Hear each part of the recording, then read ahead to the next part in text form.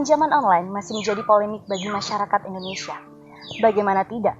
Tahap administrasi yang tidak transparan menyebabkan masyarakat Indonesia beresiko untuk membayar hutang yang cukup besar. Hari ini saya berkesempatan untuk bertemu atau bersilaturahmi langsung dengan Mbak Sinta yang merupakan salah satu korban dari pinjaman online. Mari kita ulas hari ini bagaimana Mbak Sinta bisa bangkit dari jeratan hutang yang melilit.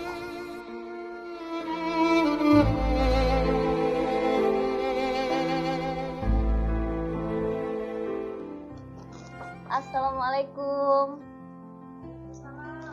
Dengan Mbak Sinta ya.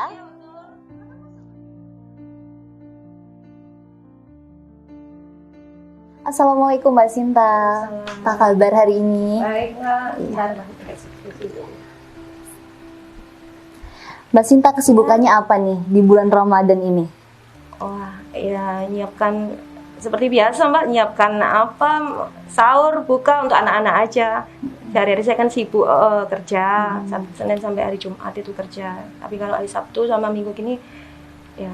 Alhamdulillah ya, kita masih dikasih kesibukan di bulan Ramadan.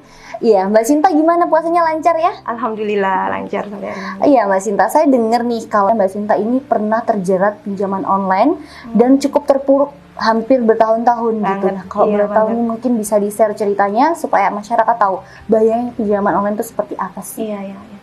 Awalnya saya juga terpaksa Mbak ya, terpaksa dari kebutuhan yang mendesak. Jadi waktu itu gaji saya itu sekian, saya harus minus, tiap bulannya harus minus, dan saya tidak ada solusi kemana. Saya harus cari uang lagi, dan di situ ada tawaran untuk istilahnya pinjaman. Macam-macam sih promonya di situ kan banyak, itu di SMS, SMS atau apa itu saya coba. Di situ saya ngajukan, kebetulan cuman gampang sih, persyaratannya gampang, cuman hanya KTP dan foto dan sebagainya, karena saya karyawan tetap. Di situ disetujui, dan dapatnya bukan 1 juta Mbak, dapatnya itu 800 misalnya gitu. Saya harus mengembalikan 1.200.000 dalam waktu 1 bulan. Itu pun saya minus lagi 1 bulannya. Jadi dari situ saya bingung lagi cari. Nah, terjebaknya di situ. Jadi saya itu harus cari kemana, akhirnya saya cari lagi alternatif. Pinjam lagi dah di aplikasi yang berikutnya, yaitu ke situ. Di aplikasi berikutnya saya dipinjami segitu. Dipinjami misalnya saya tadi dari 1 juta saya harus bayar 1.200.000. Akhirnya minusnya bertambah. Saya cari lagi yang di sini 1.200.000. Saya pinjam 1.200.000, harus kembalikan 1,5 juta. Akhirnya putar-putar di situ, kali lubang tutup lubang, enggak selesai. Itu pun sampai hampir 2 tahun. Cukup lama ya Mbak, selama 2 tahun harus bergelut memikirkan bagaimana cara menutup hutang, tapi dengan hutang lagi. Karena tidak ada solusi. Di situ kita terpaksa harus bayar bunga dengan tinggi, karena dan kalau kita nggak bayar dengan bunga segitu ya, itu terornya sangat dahsyat kan kalau pinjaman online seperti itu. Jadi karena ketakutan kita, akhirnya terpaksa pinjam lagi, nggak ada selesainya. Di situ saya, gimana ya Mbak ya, harus kemana lagi saya tuh. Selama 2 tahun itu Mbak Sinta bergelut untuk mencari bagaimana cara melunasi hutang. Nah, bagaimana sih sampai akhirnya Mbak Sinta bisa terlepas dari jeratan hutang pinjaman online itu? Kalau boleh tahu seperti apa ceritanya? Iya, alhamdulillah.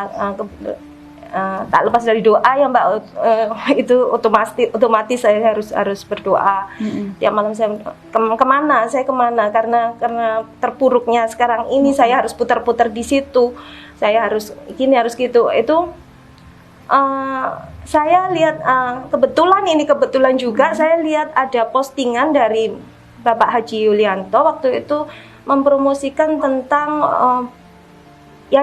program yayasan umat muslim. Iya betul. Di situ ada menjelaskan bahwa akan memberi bantuan untuk ghorimin, untuk para hutang ya, yang punya hutang. Iya, seperti itu.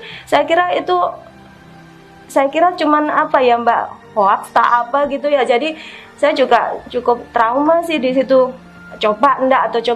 Akhirnya namanya juga usaha, saya bilang kok ini mengatasnamakan yayasan atau apa. Ya sudah saya coba, karena juga terpaksa itu tadi saya coba. Kan banyak itu Mbak di Facebook, di apa itu konten-konten yang seperti itu dengan modus lain gitu loh Mbak. Betul, iya, betul. Akhirnya saya coba lah di situ.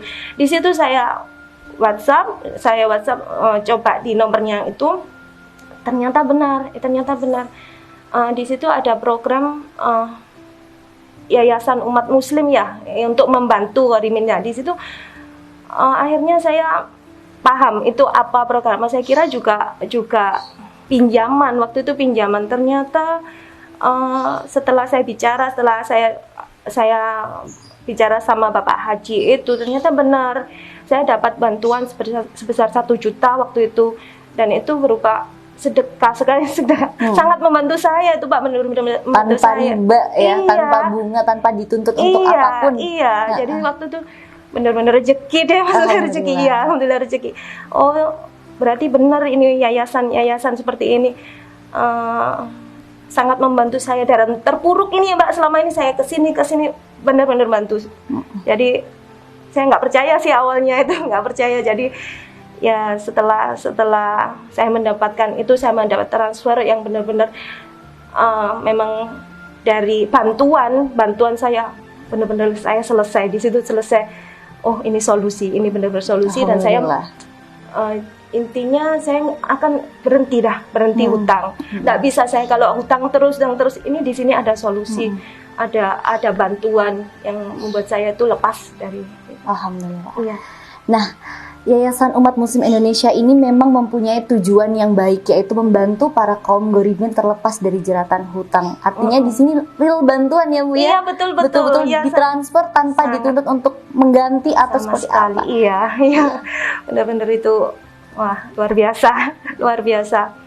Jadi saya sangat terima kasih. Betul. Tadi berbicara tentang Yayasan Umat Muslim Indonesia yang memberikan bantuan kepada Mbak Sinta gitu loh. Betul. Nah, di sini apa sih persyaratannya gitu supaya masyarakat juga tahu gitu? Iya. Sangat mudah Mbak, sangat mudah. Jadi waktu itu saya cuman disuruh mengirimkan data diri saya, terus alamat rumah saya.